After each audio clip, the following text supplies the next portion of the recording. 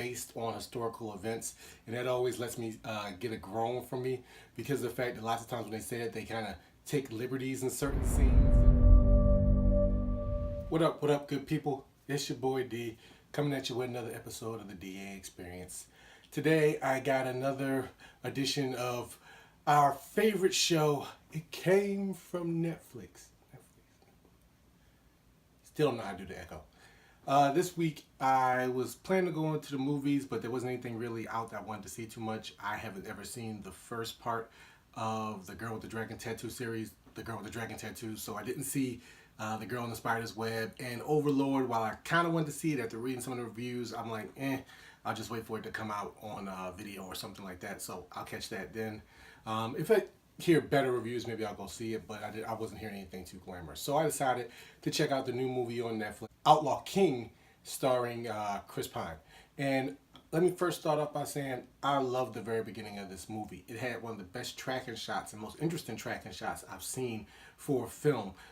It pretty much takes place after Braveheart. So William Wallace has been defeated and the Scottish kings are now bowing to King Edward I. If you're a history buff, you may like this movie. It's about how one of the lords took over and tried to unite Scotland and fight England back after they occupied the country for about 8 to 10 years, or maybe more than that.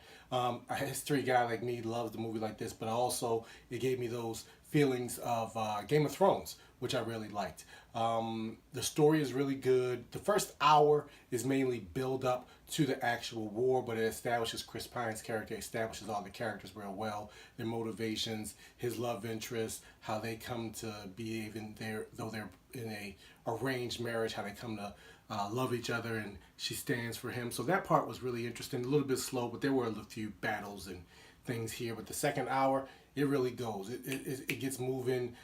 Everything keeps happening to them, and you're wondering, like, are they ever going to catch a break? And then they finally realize how they have to take it to these people. They can't fight it like they're English and chivalrous. They got to fight it grimy and dirty and use pretty much guerrilla warfare. And some of the action sequences and battle scenes in this were really well.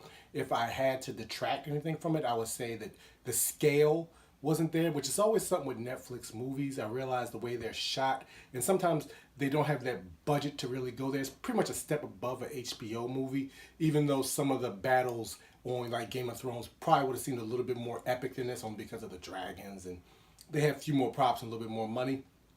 But for what they did, what they had, it was really good. So if you are a Game of Thrones fan, or if you are a history buff fan, definitely check out The Outlaw King. You'll be pretty interested in it, and it'll keep your attention for the whole movie. Clocks in about 2 hours. Nice way to kill an evening. Not necessarily Netflix and chill, more of a straight up movie. Just enjoy.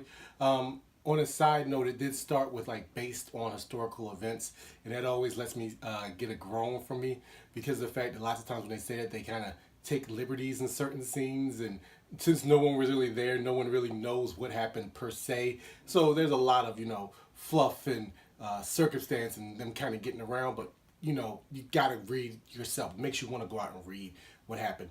But that's going to do it for me. I'll see you all at the movies. Here's hoping it's a good one. Peace!